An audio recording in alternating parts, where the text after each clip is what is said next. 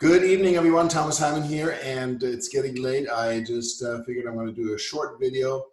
Today it's going to be a little bit more of a how-to video, and I want to teach you or show you how to create filters in Gmail. So if you use Google Gmail or GSuite, there are so many powerful features, and the one feature that most people don't understand how to use that is so easy to use, it can save you so much time, is creating filters. So let me go ahead and share my screen real quick, and this will just take a couple of minutes.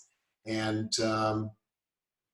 let's go ahead and do this. So whenever you are in Gmail, when you get any kind of message, you have the ability to create very powerful filters, which are basically almost like campaigns where you can tell Gmail to take actions with that message. And the way you do that is you go ahead and you simply check the email message. So right now, this is a message from 99 Designs, and it starts with what's the best work you have seen on 99 Designs.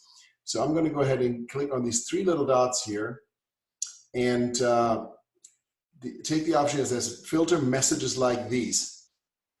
And a little window pops up and you can go ahead and put in anything that you want. So I can put in here, for example, 99designs.com. So anything that comes from 99designs.com. You can also have subject, a subject line that you can copy and paste from an email, or you can have messages that are addressed to you. Maybe you have multiple email addresses going to one account, so you can create rules or filters for each different email address.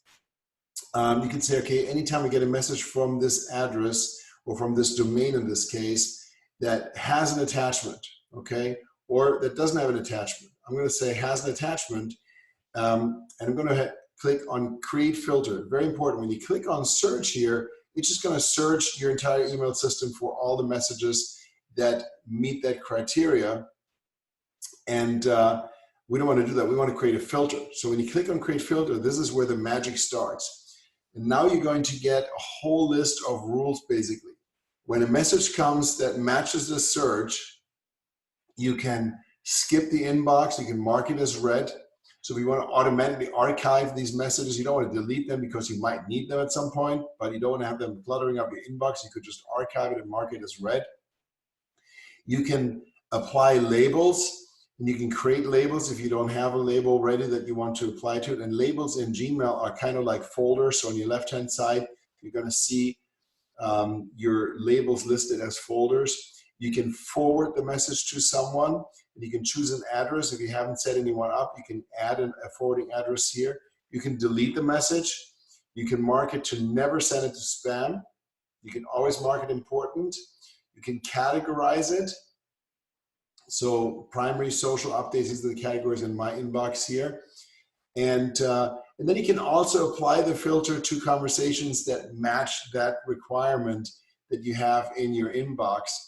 And so let's say if I wanted to, go ahead and just star it, anything from 99 Designs, and mark it as read, I could go ahead and select those boxes and then go ahead and create the filter.